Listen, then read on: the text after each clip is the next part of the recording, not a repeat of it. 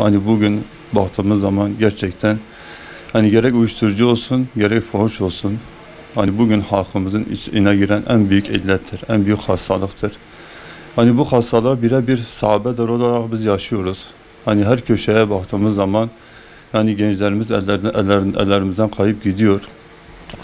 Ve bu gençler yani kendileri bizzat yani memleketimizde iş imkanı olmadığından dolayı yani uyuşturucu baronlarının eline çok çabuk düşebiliyor. Yani iki büyük düşmanımız olan şeytan aleyhi lanetullah ve nefsin heva ve istekleri onları o tarafa çektiğinden dolayı kendileri hazır paraya alıştıklarından dolayı hani bir türlü kendilerini düzeltmiyorlar. Bizzat kendileriyle konuştuğumuz zaman işte biz hazır paraya alışmışız. Hani günde mesela 200-300 milyon biz yolumuzu buluyoruz. Ve yolumuzu bulduğumuzdan dolayı bu bize daha cazibeli geliyor. Ve bu gerçekten yani toplumda belki Covid-19'dan daha tehlikeli meselenin bir hastalıktır. Bu hastalığın önüne geçilmezse ileride bunun zararını hepimiz göreceğiz. Çünkü öyle bir hastalıktır ki sadece kişiye zarar vermiyor. Kendine zarar veriyor, ailesine zarar veriyor, topluma zarar veriyor, herkese zarar veriyor. Yani bugün mesela yani fuhuşla ilgili gerçekten yani bütün imkanlar yani açıktır. Yani açık bir şekilde günaha girilebiliyor. Çünkü herkesin eskiden evinde bir şeytan bulunurken şimdi herkesin cebinde bir şeytan bulunuyor. Ve bu şeytan akıllı telefon dediğimiz yani kendisi akıllı ve onu kullananın aklını alıyor. Ve kendisi mesela baktığımız zaman o telefonla bütün gününü seferber edebiliyor. Bütün vaktini ona verebiliyor.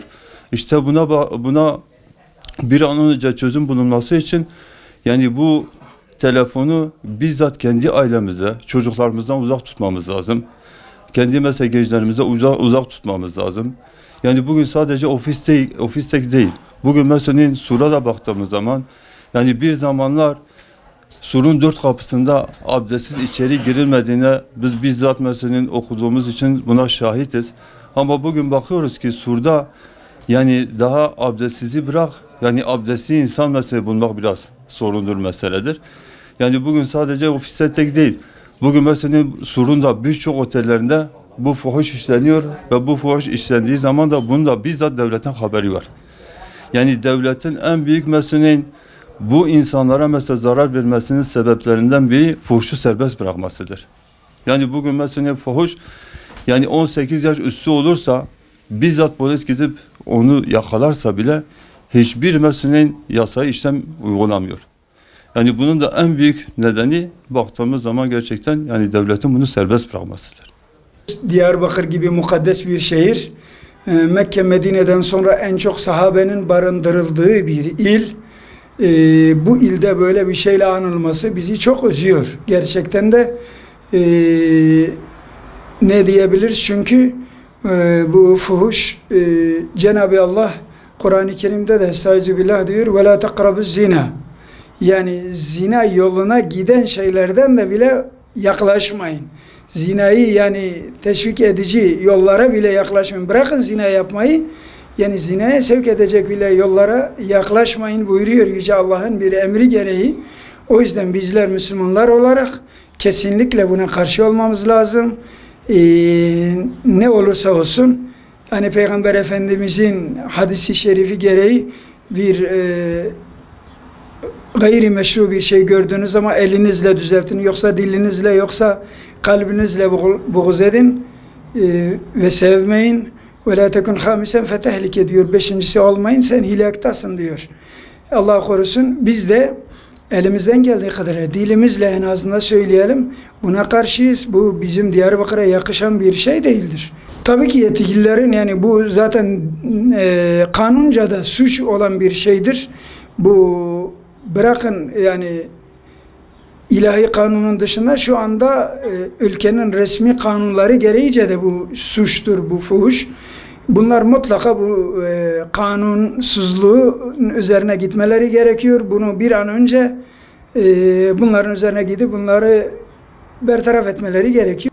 Ben yan dairede oturuyorsam yanımda bir fuhuş olayı varsa benim çoluk çocuğumun ahlakını bozmaya onların hakkı yoktur. Yani biz kanunen de düşünürsek yine orada suç işliyorlar. Devlet buna el koymaları gerekiyor. Toplum olarak da aslında bizler belki yasa dışı olur ama yani bizler bunlara karşı koymamız lazım. Bunları kesinlikle ev veren kişiler bunlara ev vermemeleri gerekiyor. Mutlaka ne kadar fazla para verseler dahi bunlara kesinlikle kiralık ev, yer vermemeleri gerekiyor. Yani gençlere de yönelik biz bunu söylüyoruz. Bizler bu gençlerimiz şunu düşünsünler.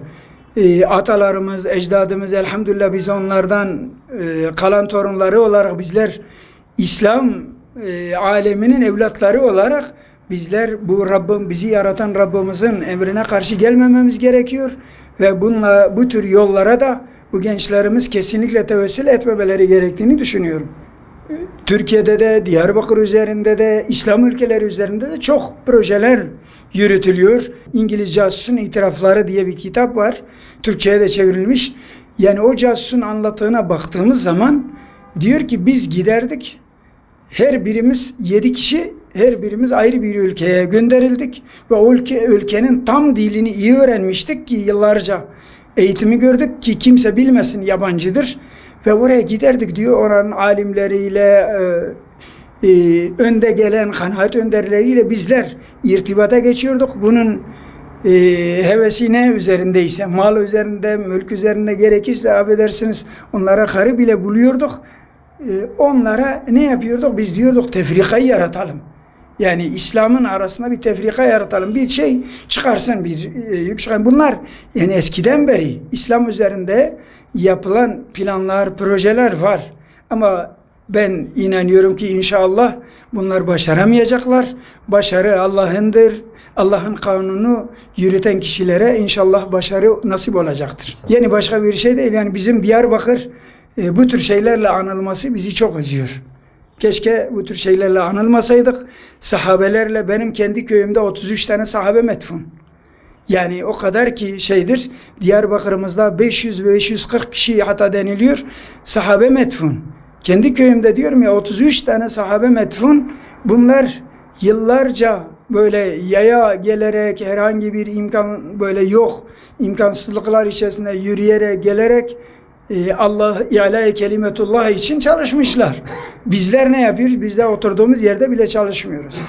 Bunun için çaba sarf etmemiz gerekir diye düşünüyorum. Son zamanlarda kentimize Diyarbakır'da ciddi anlamda fuhuş artmaktadır. Yani öyle bir şekilde artmaktadır ki hatta esnaflarımızı bile rahatsız etmekte. Bu konuda esnaflarımızdan ciddi bir şikayet almaktayız. Yani bu konuda hakikaten bunun ben Diyarbakır'a özel bir operasyon olduğunu ben düşünüyorum. Çünkü bu fuhuşun ciddi anlamda ve birden artması söz konusu göze çarpacak bir şekilde artmıştır. Yani bunu artık ki bu işin kimin parmağı vardır, kim Diyarbakır'a operasyon çekiyor bilinmez ama ben bunun yakinen büyük bir operasyon ve Diyarbakır'a has bir konu, bir mesele olduğunu düşünüyorum. Ben bu konuda en büyük görev yetkililere düşüyor. Ama bizim halkımıza da ciddi anlamda bir görev düşüyor. Özellikle esnaflarımıza büyük bir görev düşüyor. Ve bununla alakalı da kaymakamlık, valilik hatta devlet makamlarına büyük bir görev düşüyor. Bu konuda artık kolluk kuvvetlerimi yani göreve getiriliyor. Artık özel ekipler mi oluşturuluyor? Artık ne şekilde bir önlem alacaklarsa acil bir şekilde Diyarbakır'a yönelik fuhuşu önleme adına büyük bir önlem almaları gerekmektedir. Ailelere düşen görev kendi çoluk çocuğuna sahip çıkmaları lazım. Ondan sonra kendi çoluk çocuklarını İslami terbiyesi altında yetiştirmeleri lazım. Eğer herkes kendi evinin önünü süpürürse hiçbir sıkıntı kalmaz. Herkes kendi çoluk çocuğunu ciddi anlamda İslami terbiyeyle yetiştirirse hiçbir sorun, sıkıntı kalmaz. Dışarıdan gelen insanlara da yani bu şekilde fırsat verilmez olur. Yani fuhuş yapıldığı ortamda, fuhuş yapıldığı yerde hatta diyelim ki fuhuş yapıldığı kente yani aile denen bir şey kalmıyor. Onun için yani bu konuda herkesin kendi üzerine düşen görevi yerine getirmeleri lazım. Özellikle bireysel olarak ailelerin üzerine düşen görevi yerine getirmeleri lazım. Ve herkesin çoluk çocuğuna sahip çıkmaları lazım.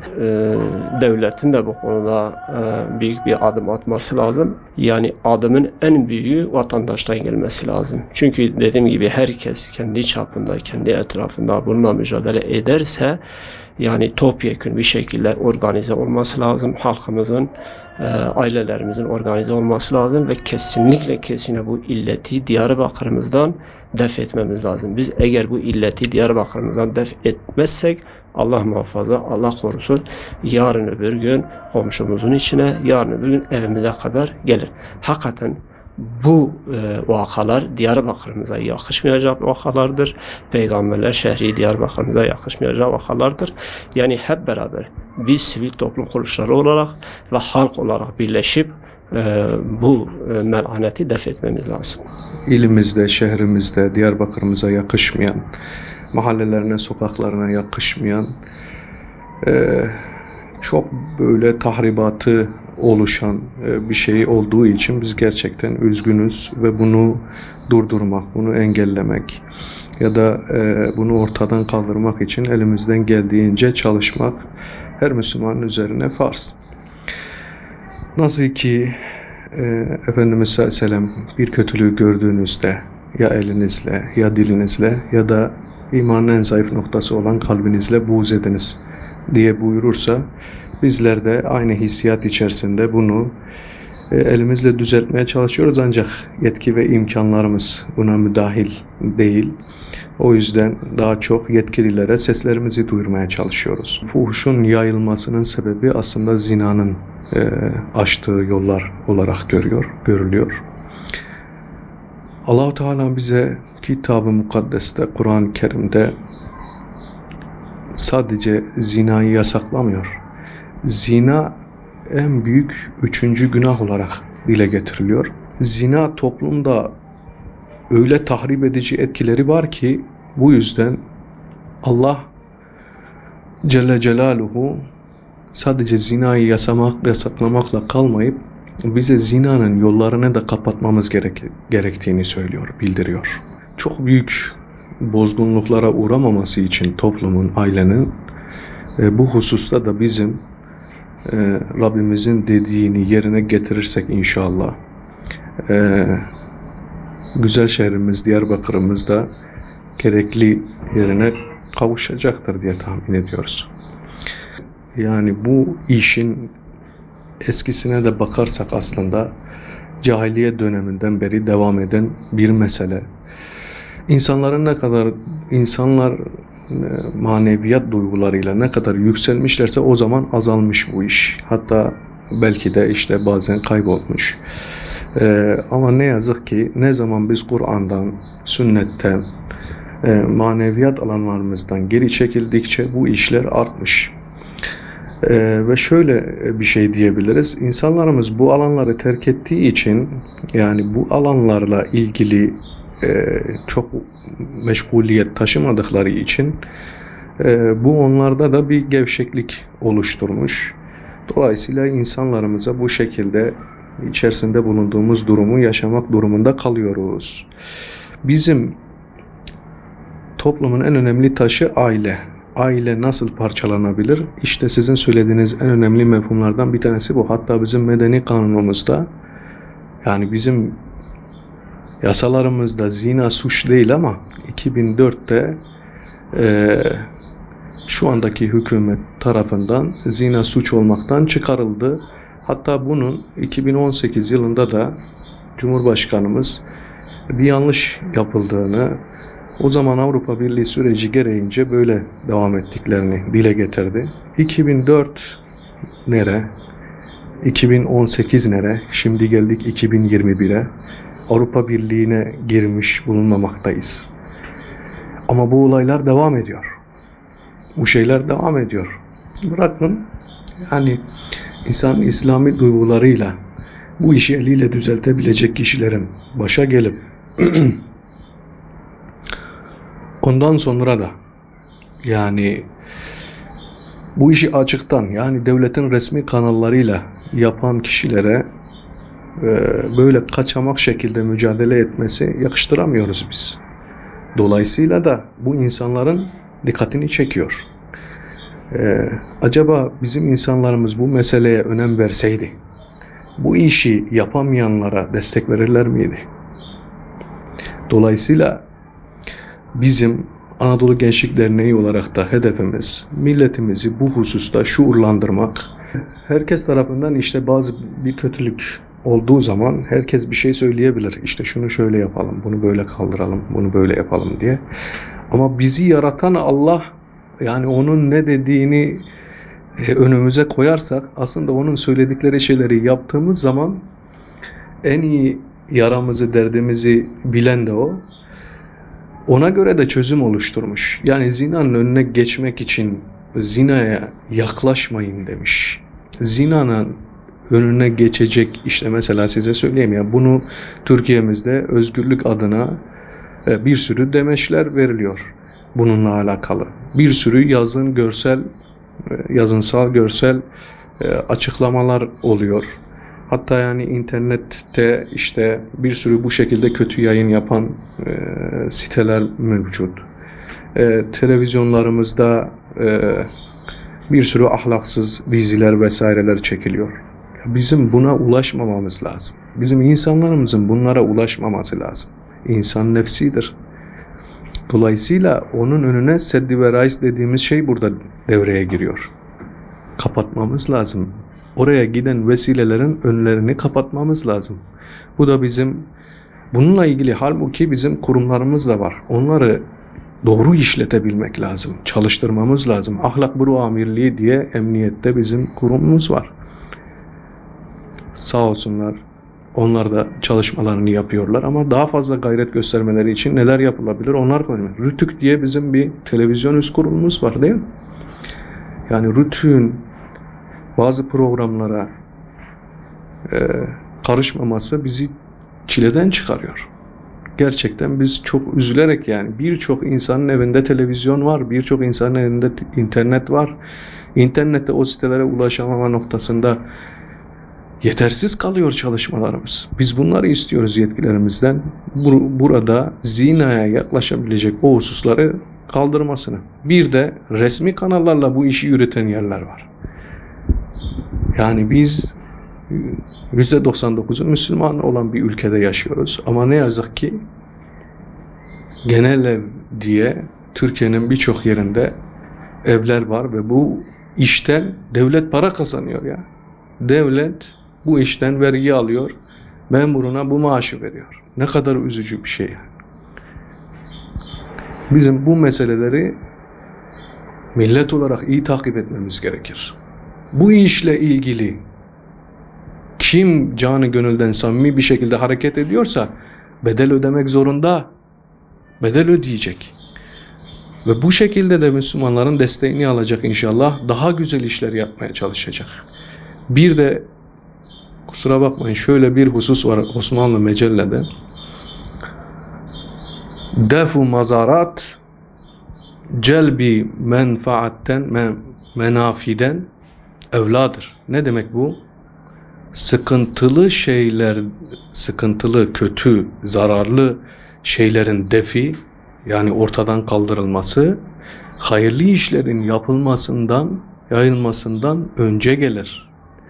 Bizim böyle bir sıkıntımız var ve bu toplumumuzu eriyip bitiriyor, ahlakı bitiriyor, ailemizi çökertiyor, ruhen çökertiyor, ekonomik olarak çökertiyor. Bu noktada bizim yetkililere seslenmemiz, Ahlak Büro bu konuyla ilgili kurullarını çok iyi çalıştırmaları, özellikle resmiyette gözüken bazı şeylerin derhal ivedilikle müdahale etmeleri, ortadan kaldırabiliyorlarsa ortadan kaldırabilir. Bu işte uğraşlarını görmek istiyoruz. Öncelikle Diyarbakır kendisi sahabe şehri olması hasebiyle bizler için ayrı bir önem arz etmektedir. Tabi dünya güçleri ve bu bölgede yaşayan genel bir topluluk sürekli bu fuhuş sektörünün arkasında planlı bir çalışma yapmaktadırlar. Bunlar zannetmiyorum böyle sıradan çıkıp habire şu ona gitti, bu buna gitti, bu buna gitti, bu buna gitti şeklinde bir anlama içerisine girersek yanlış bir kanaate varırız. Oysa ki mesela biz bu bölgede yaşayan gerçekler olarak görüyoruz.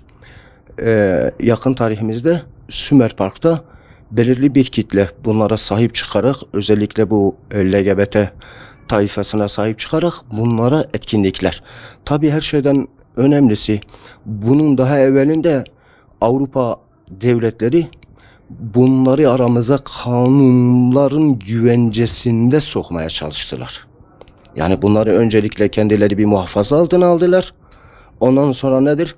Toplumun ahlakını nasıl yıkabiliriz? Nasıl yozlaştırmayı insanlar arasında, özellikle de bu bölge arasında yaygınlaştırabiliriz? Özellikle de İslam ülkeleri arasında nasıl yaygınlaştırabiliriz? Gibi birçok planlar yaptılar. Ve bu planların neticesini, meyvelerini adamlar almaya başladılar. Yavaş yavaş nedir? Gençliğimizi bunun üzerinden vurmaya başladılar. Şimdi mesela bakıyoruz çevremize, yolda yürürken başlarımızı kaldıracak gücümüz kalmamış. Nedir? Sağımıza bakıyoruz, kişiler, babalar, analar gerektiği şekilde evlatlarının üzerinde durarak, onlara gerekli ehemmiyeti vererek, onlara gerçek bir sevgi sunarak, onları kazanma yolları yerine, çocuğum hele evde ben biraz daha istirahat edeyim, biraz daha sesten uzak durayım. Bakıyorsunuz ki 13, 14, 15, 16 yaşındaki çocuklar hepsi sokaklarda ve sahipsiz. Gece esnaf olmamız hasebiyle de sokaktayız. Görüyoruz, bakıyoruz, saat gece 12, 12.30 olmuş. Parkların özellikle bahçelerinin, hani bizim bu millet bahçesi dediğimiz bahçeler aslında tamamen fonksiyonunu yitirmiş. Milletin bahçesi olma yerine belirli bir kitlenin oralarda gerçek emellerini icra ettikleri noktalara dönmüş. Hiçbirimiz, yani gerçekten geleneklerine, örflerine, adetlerine bağlı olan bir ailenin mesela alıp eşini, çocuklarını götürüp orada oturtup bir 5-10 dakika istirahat ettirip biraz eğlenmelerini sağlama gibi bir hakları kalmamış. Çünkü adam gidiyor oraya, bakıyor 10 metre ilerisinde 16, 15, 17 yaşındaki çocuklar kalkmış sarmaş dolaş veyahut da özür diliyorum çok kötü uygunsuz vaziyetlerde. Hal böyle olunca biz bu millet bahçesi dediğimiz, hani geçen ben takip ettim, Çevre Şehircilik Bakanlığı 52 tane millet bahçemiz hazırlamış, 300 küsür tane daha yapılacak. Yani aslında biz böyle millet bahçeleri de istemiyoruz. Öncelikle temeller bozuk olduğu zaman sen hangi hizmeti getirirsen getir, hangi hizmeti getirirsen getir, o hizmetten sadece faydalanacak olan belirli bir kitledir. Belirli bir zümrenin dışına çıkmaz. Yani şu anda biz de takip ediyoruz. Genel bakıyoruz, gidiyoruz, geçeceğiz, geçmekten utanıyoruz. Yani o gerçekten de o bölgelerden geçmekten utanıyoruz. Sanat sokağına bakıyorsun, ayrı bir dert. Toplu konutlara bakıyorsun, bu aparat evler ayrı bir dert. Günübirlik kiralık evler ayrı bir dert. Caddelerde, ışıklarda, yollarda, yol kenarlarına bakıyorsun, ayrı bir dert. Koşu yolu parkına bakıyorsun, ayrı bir dert. Koşu yolu parkının kenarına bakıyorsun, ayrı bir dert. Her tarafta yani sanki böyle akın akın milletin fuhuşata sevk edildiği ve bunu da devletin yasalarıyla koruduğu bir hal almış. Kimse gidip vatandaş diyemez ki ya kardeşim ben ailemle gelmişim şu parkın içine. Ya bir 5 dakika ben terbiyeyle bir buradan çıkayım. Bir çoluk çocuğumla oturayım, bir çay içeyim. Onlar da bir hava almış olsun. Hele böyle bir de özellikle bu pandemi döneminde ailelerin sık sık evde bulunduğu dönemde, iç içe oldukları bir dönemde bir 5 dakika bir istirahat etsinler. Bunu bile yani öyle bir hale getirmişler. İş yerleri, bakıyorsun iş yeri adı altında kalmadı kurum kurmuşlar. Bunların tamamı fuhuşata hizmet etmektedir. Bunun da önüne geçebilmemizin tek çözümü hepimizin toplu olarak ailelerimize sahip çıkmasıdır.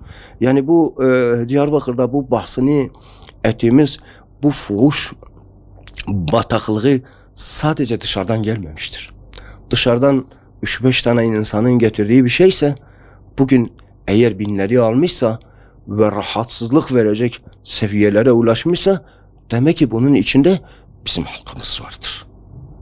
Bunun içinde bizim çocuklarımız vardır. Bunun içinde bizim ailelerimiz vardır. Biz bir kadına ne kadar ehemmiyet veriyor isek, erkek çocuklarımıza da aynı hassasiyeti göstermemiz lazım. Bir baba olarak kızının nerede ne şekilde davrandığının peşine düşüyorsa bir baba, aynı şekilde bir erkek çocuğunun da peşine düşmesi lazımdır. Erkek çocuğudur diye yani ne yaparsa hakkıdır anlayışına kesinlikle buna da karşıyız. Eğer Tayyip Erdoğan Cumhurbaşkanı olarak ben Asım'ın neslini yetiştireceğim diyorsa Asım'ın nesli için her bölgemize bir medrese kurdursunlar. İlmi terbiye verdirsinler. Her bölgemize, değil şehrimize, her mahallemize bir tane istiyoruz. Gençliğin ancak imanı